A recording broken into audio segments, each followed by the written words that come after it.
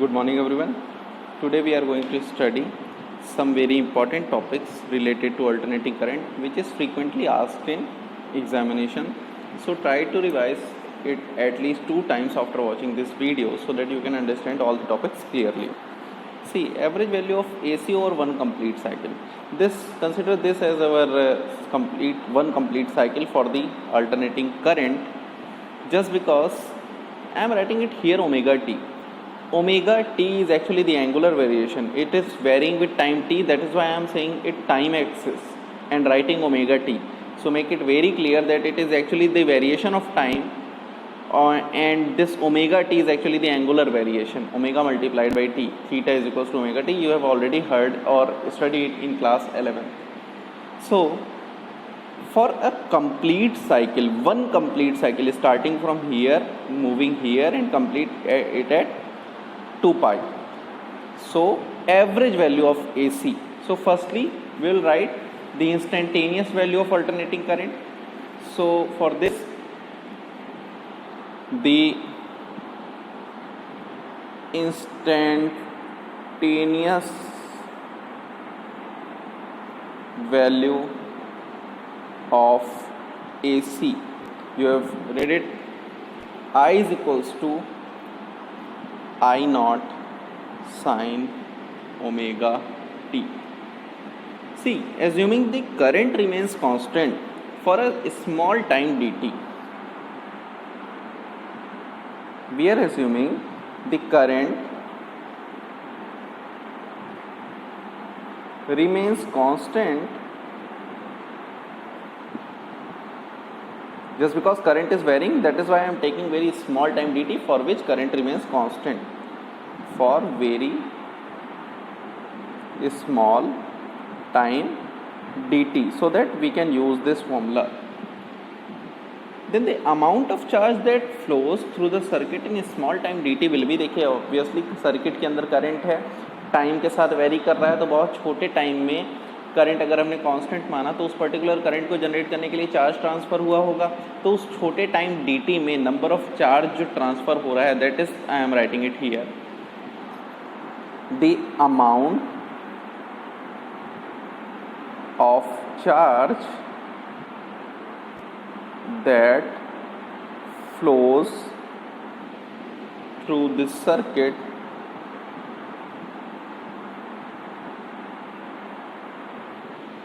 in small time dt, just because I have taken current as constant. So dq is equals to I dt. You know, I is constant. I have taken it as constant for time dt. That is why I am writing it here like I. So I dt, it is the charge. So we can write I is equals to I naught sine omega t. I is actually the instantaneous current and I naught sine omega t, it is the instantaneous current, and multiplied by dt. So make it very clear that it is the dq for very small time dt. Now the total charge that flows through the circuit in one complete cycle, total charge that flows through the circuit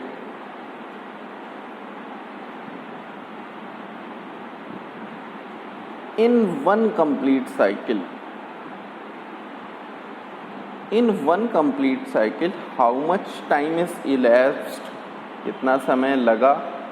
Capital T time, the time period, 0 to capital T time. Alright, just because I have taken dt time, we will convert that time dt into 0 to t. So if that total charge in one complete cycle is q, then it is total integral of dq for 0 to capital T time, one complete cycle. Alright, so this will be 0 to t, put the value of dq, I dt, I naught sine omega t dt, multiplied by dt. For those from biology background, you must revise all the integration and differentiation concepts to understanding all these derivations. So I naught the integration of this part. I not taken outside, I am writing the integration here. Integral of sine omega t dt is what? Dt is the variable, t is the variable, and dt we are taking the integration with respect to t. So the integration will be firstly the integral of the upper branch, मतलब sin omega t जो भी कुछ है, sin omega t का integral जो भी होगा divided by इसमें क्या होगा, integral of sin omega t divided by the differential of the argument of sin omega t. Argument ये अंदर वाले को कहते हैं, ठीक है. तो ये एक्सप्रेशन हमारा इसका टोटल इंटीग्रल आ जाएगा. इसका मतलब sin ओमेगा t का होगा cos omega t divided by, लेकिन साइन का माइनस कॉस है ना, माइनस कॉस होगा, और ओमेगा t का होगा केवल ओमेगा, नीचे वाले का डेरिवेटिव डिफरेंशिएटिव, तो omega only. So this will be the integral. Now put it here, minus cos omega t divided by omega, and the range is from 0 to t. Put 0 to t. So this is the expression. Now I not take this omega outside, minus cos omega t, and it is 0 to t. 0 and t is the values of small t. Omega के साथ small t, ये omega है, और t की जगह एक बार capital T, एक बार 0. आई not, omega की जगह आपको याद होगा मैंने t equals to 2 pi by omega बताया था, यहाँ लिख भी दे रहा हूँ, since t is equals to 2 pi by omega, then omega is equals to 2 pi by t. Put it here. So 2 pi, and here we can write it as t, and here I am putting the value cos, एक बार t रख दें, minus sign बाहर ले लेते हैं, easy रहेगा.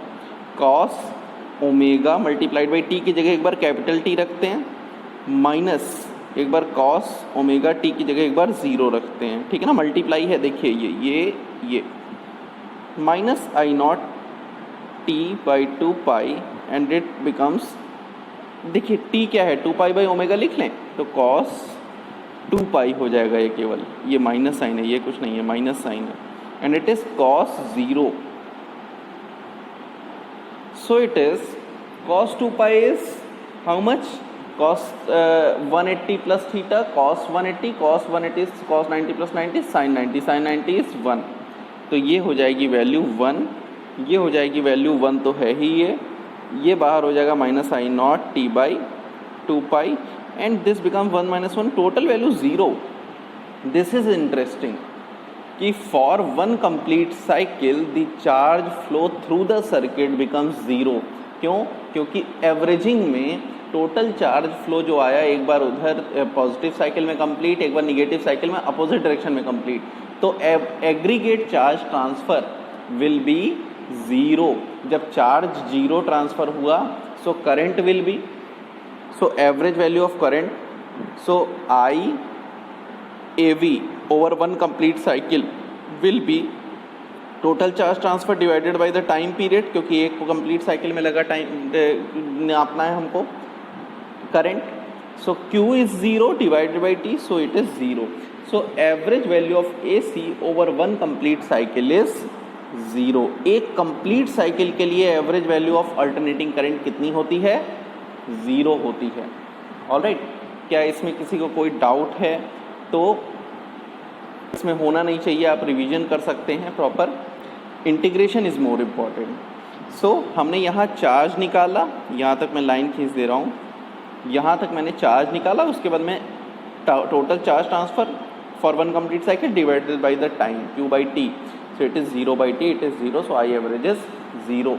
Alright, so this is what average value of AC over one complete cycle is 0. This we have seen. यहाँ से टोटल चार्ज ट्रांसफर सर्किट में जितना पॉजिटिव डायरेक्शन में उतना ही निगेटिव डायरेक्शन में, and this becomes 0. Now this is for one complete cycle. Now come to another important topic, that is mean और average value of AC over a half of a cycle. देखिए हमने जो एक complete cycle के बारे में पढ़ा तो पाया कि वो ज़ीरो हो जाता है ट्रांसफ़र, चार्ज का ट्रांसफ़र या फिर करंट। तो हमने आइडिया लगाया कि हम इसको पढ़ने के लिए, समझने के लिए will use only the half cycle for expressing the average value और mean value. So mean value और average value is not calculated for one complete cycle. For alternating current mean और एवरेज वैल्यू, मीन या average value कैसे calculate की जाएगी हर बार? Half cycle के लिए। Then I am highlighting this half a cycle. हमेशा मीन और एवरेज वैल्यू किस में नापी जाएगी? हाफ अ साइकिल के लिए, क्योंकि फुल साइकिल के लिए जीरो हो जाती है। So it is defined as the value of that value of direct current which sends the same charge in a circuit in the same time as is sent by the given alternating current in its half time period denoted by IAV और IM। देखिए आपको इसी figure से समझ में आ रहा है। मान लीजिए अगर ये डायरेक्ट करंट रही होती, मैं केवल सिंबल बना रहा हूँ, आपको इसको फॉलो नहीं करना है। मान लीजिए केवल ऐसे डायरेक्ट करंट रही होती तो आधी टाइम यहाँ तक रहती और यहाँ के बाद आधा टाइम वो इतना चलती है ना, यहाँ से यहाँ तक आधा चलती, यहाँ से यहाँ तक आधा चलती और फिर यहाँ से यहाँ तक आधा। डायरेक्ट करंट को तो एक लाइन बना देते पॉजिटिव एक्सिस में। तो देखिए हमारी अल्टरनेटिंग करंट जो है वो यहाँ से यहाँ तक में आधा चार्ज ट्रांसफ़र कर रही है। हाफ टाइम में जितना चार्ज ट्रांसफ़र इसने किया, हाफ टाइम में जितना चार्ज ट्रांसफ़र डायरेक्ट करंट ने किया। लेकिन अगली हाफ साइकिल में इसका जीरो क्यों हो गया था अल्टरनेटिंग करंट का? क्योंकि अगली हाफ साइकिल में उसने अपोजिट डायरेक्शन में चार्ज ट्रांसफ़र कर दिया था, इसलिए उसका टोटल चार्ज ट्रांसफ़र जीरो हो गया था ये दोनों। लेकिन यहाँ पे डायरेक्ट करंट में एक डायरेक्शन में हुआ, फिर उसी डायरेक्शन में और हुआ, इसलिए वहाँ डबल हो गया था, है ना। तो यहाँ पे हाफ साइकिल के लिए दोनों का चार्ज ट्रांसफ़र तो सेम है ना। तो यही यहाँ कह रहा है कि it is defined as that value of direct current which sends the same charge in a circuit. किसकी बात कर रहे हैं? चार्ज की। sends the same charge direct current which sends the same charge in a circuit in the same time as is sent by the given alternating current in its half time period, है ना। तो charge transfer जितना alternating current अपने half time period में करती है, कितनी value of direct current है जो उतने टाइम पीरियड में ही, मान लीजिए मैंने ऐसे समझने के लिए आप कह सकते हैं कि मान लीजिए 20 सेकेंड किसी अल्टरनेटिंग करंट की कंप्लीट साइकिल है, ठीक है। तो हाफ टाइम यानी 10 सेकेंड में वो मान लीजिए 100 चार्ज, 10 सेकेंड में 100 चार्ज फ्लो करती है। तो 10 सेकेंड में 100 चार्ज फ्लो करने के लिए डायरेक्ट करंट की वैल्यू को कितना होना चाहिए? उतने ही 10 सेकेंड में 100 चार्ज ट्रांसफ़र करने के लिए डायरेक्ट करंट की कौन सी वैल्यू उतना करंट ट्रांसफ़र करेगी? तो ये है वही डायरेक्ट करंट की वैल्यू क्या होगी? हमारी मीन और एवरेज वैल्यू कहलाती है। ये डायरेक्ट करंट से कंपेयर करते हैं केवल, ठीक है। तो यहाँ देखते हैं क्या है ये relation between average value and peak value of alternating current. देखिए value of alternating current instantaneous लिख लें, the instantaneous value of AC at time t, I is equals to I naught sin omega t. We will start it from here. See, the current can be assumed to remain constant for a small time. Again, that what we have studied earlier. The amount of charge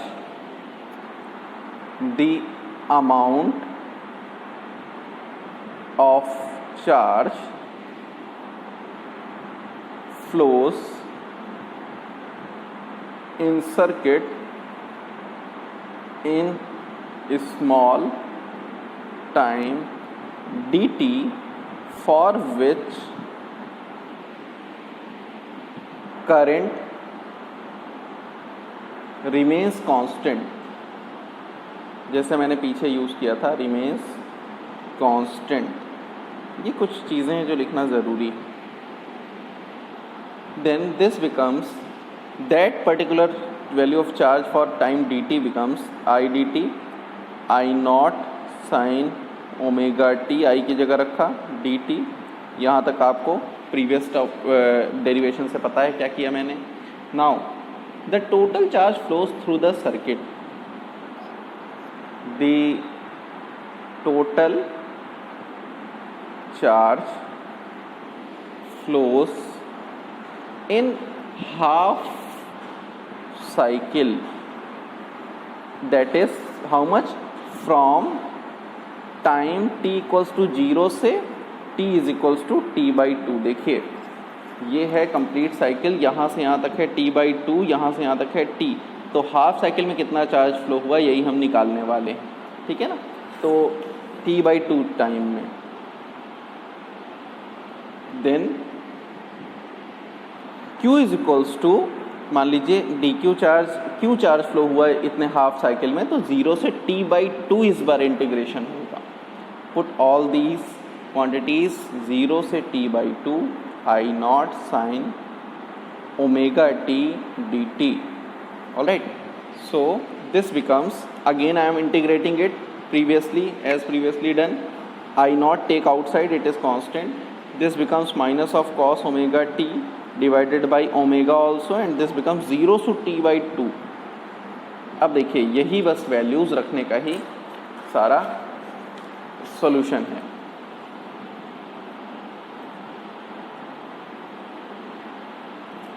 Now put the values.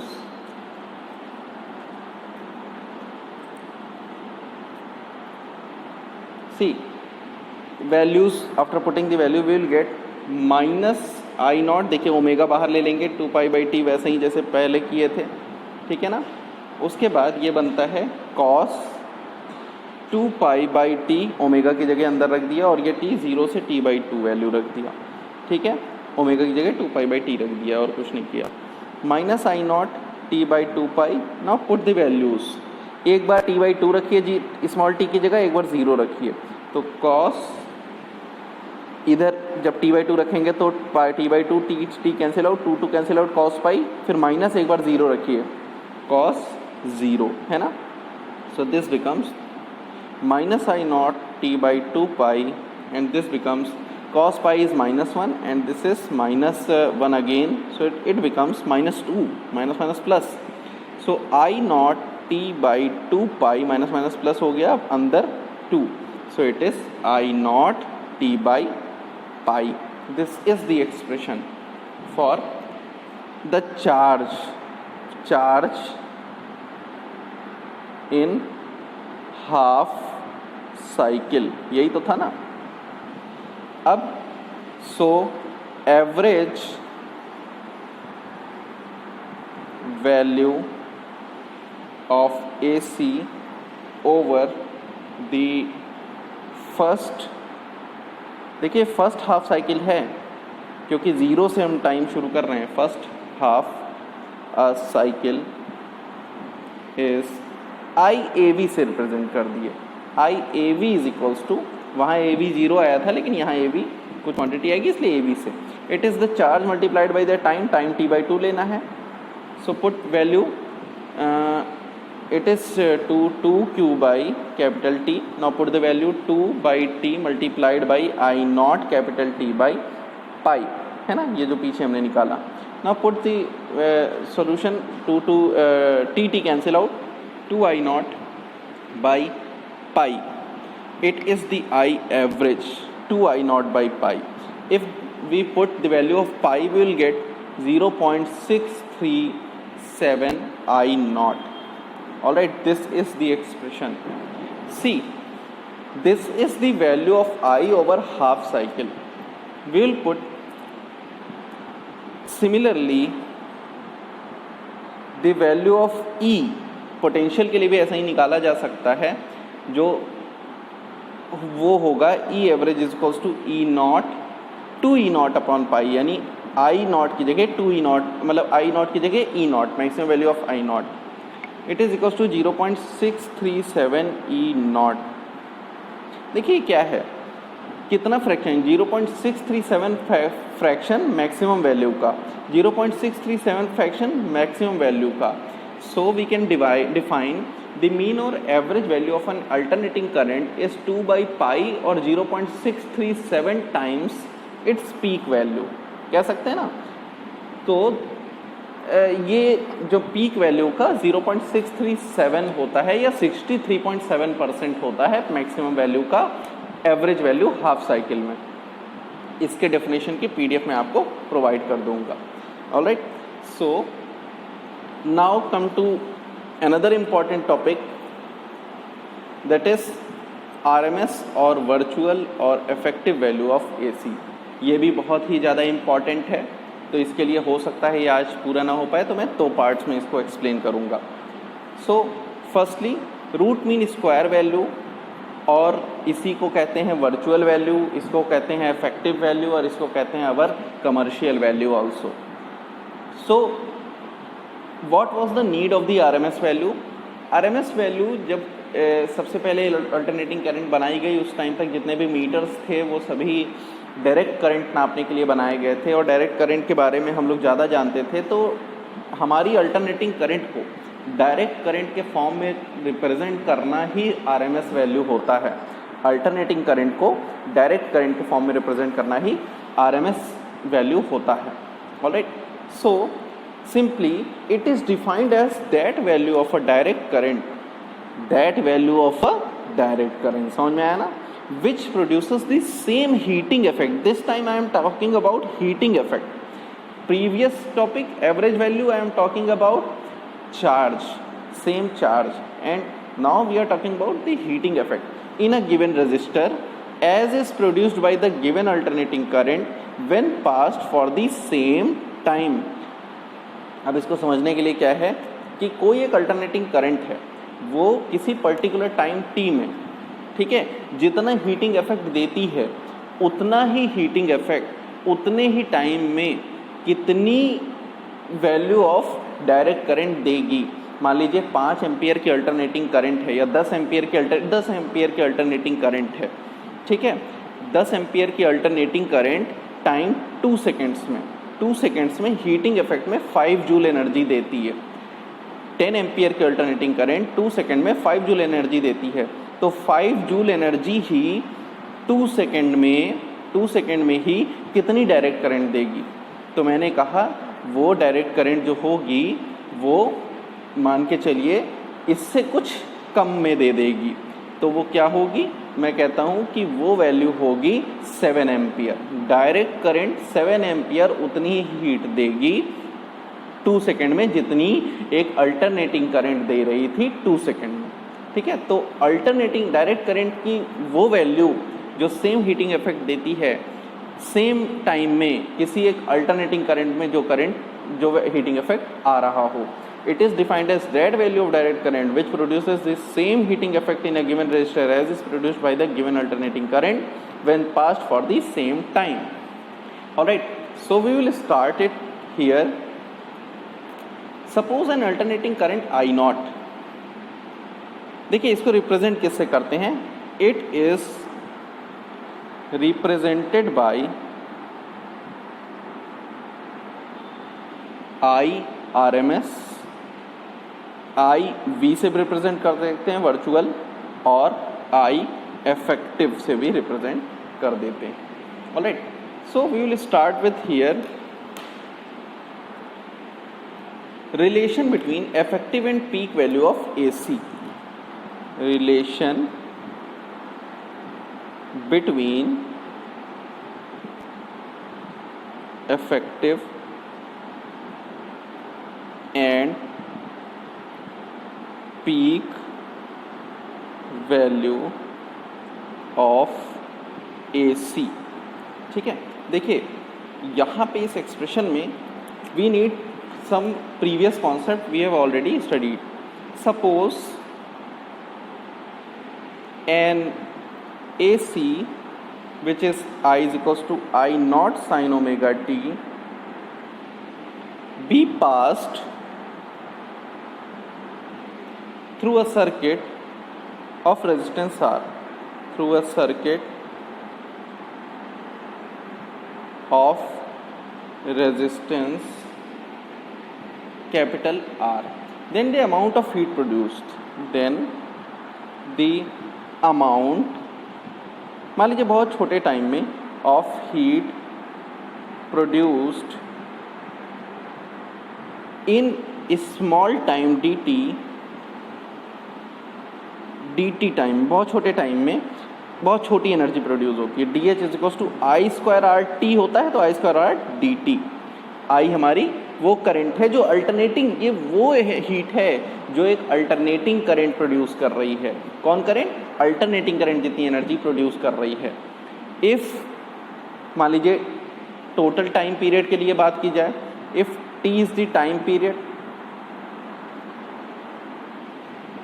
Of AC, then heat produced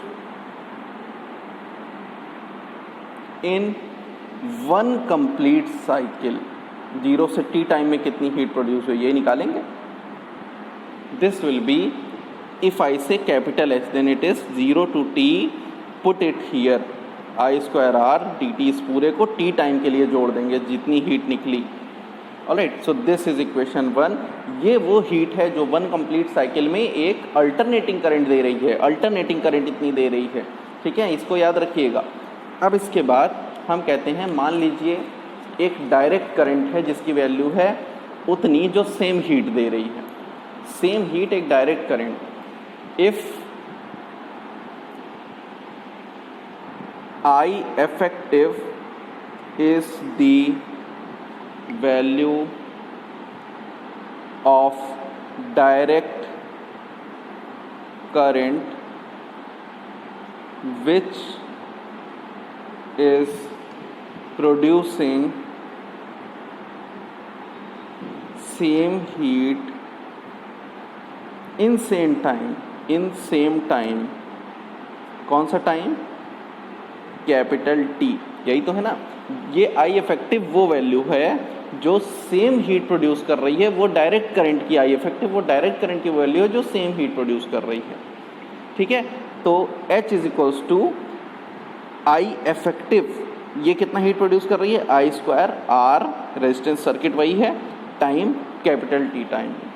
ये heat वही heat है क्योंकि same heat produce किया, इसलिए यहाँ भी मैंने H use किया।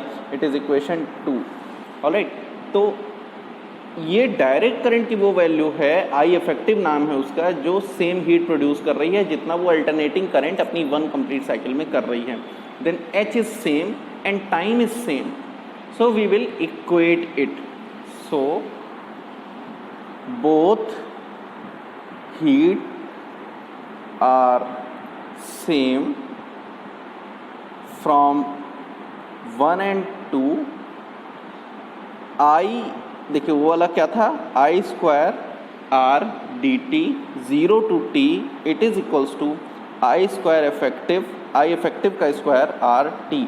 यहाँ वाले में आर टी इधर डिवाइड कर दीजिए। आई इफेक्टिव को मैं एक साथ लिख दे रहा हूँ, I effective square it is equals to 1/RT and it is I square R D T, 1/RT and it is, take R outside here, 0 to t, ये वाला मैं इधर रख रहा हूँ, I square D T. Alright, so this becomes 1/T, 0 to t, I square D T. Alright, and this is E I effective square. देखिए यहाँ तक तो आ गया, I effective square. This I effective square is nothing but the mean square. देखिए क्या है ये? आई स्क्वायर का मीन है ना, टाइम एवरेज ले रहे हैं ना, 0 to t 1/T, तो मीन ले रहे हैं। ये इंटीग्रल जब इस तरह लिखते हैं 0 to t 1/T, then it is mean. और आई क्या है? इंस्टेंटेनियस वैल्यू, और स्क्वायर ले रहे हैं। Then we can write the mean of the square of the instantaneous value of AC over one complete cycle is the effective, is the square of the effective value of AC। ठीक है, अब इसके बारे में हम आगे next class में पढ़ेंगे। Thank you.